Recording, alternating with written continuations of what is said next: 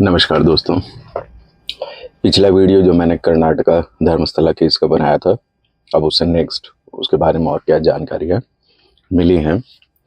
तो वो जो सफाई कर्मचारी जिसने कहा था कि 100 के आसपास उसने उस एरिया में डेड बॉडीज मैनेजमेंट के कहने पर वो दफनाई हैं, और नौकरी छोड़ने के 11 साल बाद उसको वो वापस आया, पश्चाताप उसको हुआ। उसने 2 वकीलों से संपर्क किया था, उनके साथ फिर वो कोर्ट गया था और कोर्ट में उसने CRPC 164 के तहत अपना बयान दर्ज कराया था। तो अब उसका लेटेस्ट अपडेट ये है कि जो साइट नंबर 13 है, जहां उसने कहा था कि एक बहुत ही गहरा गड्ढा खोद करके 25-30 फीट गहरा गड्ढा खोद करके बहुत सारी डेड बॉडीज को ऐसे लिटा करके उन्हें दफनाया था, मतलब जहां वो कहना चाह रहा है कि बहुत सारी बॉडीज एक साथ दफनाई गई हैं। तो पुलिस की टीम, SIT की टीम, वो उस सफाई कर्मचारी को मास्क पहना करके, जिसमें से केवल यहाँ पर छेद है, केवल इतना उसका आंखें दिखाई दे रही हैं, बाकी बॉडी नहीं दिखाई दे रही। तो उसको लेकर के वो SIT टीम वहाँ पहुंची साइट नंबर 13 पर, और जब उन्होंने वहाँ देखा तो वहाँ पर एक बिजली का ट्रांसफार्मर लगा हुआ है, तो वहाँ खुदाई हो नहीं पाई।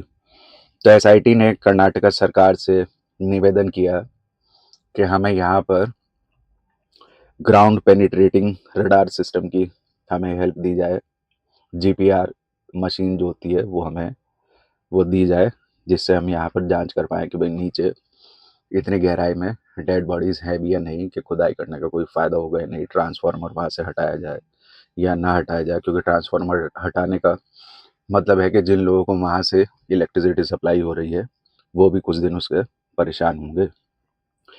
तो जो GPR सिस्टम है, आपने देखा होगा कि जहाँ पे वो पत्थर की घिसाई होती है, मार्बल की घिसाई, एक वो मशीन ऐसे लेकर के चलते हैं, कुछ इस टाइप की मशीन होती है, और नीचे वाले एरिया में इलेक्ट्रोमैग्नेटिक वेव्स प्रोड्यूस होती हैं, और वो वेव्स जो होती हैं उनके पास इलेक्ट्रिक और मैग्नेटिक फील्ड होती हैं, और हाई एनर्जी वाली जिनकी फ्रिक्वेंसी बहुत ज़्यादा हो, इस तरह की वेव्स इसमें यूज़ होती हैं।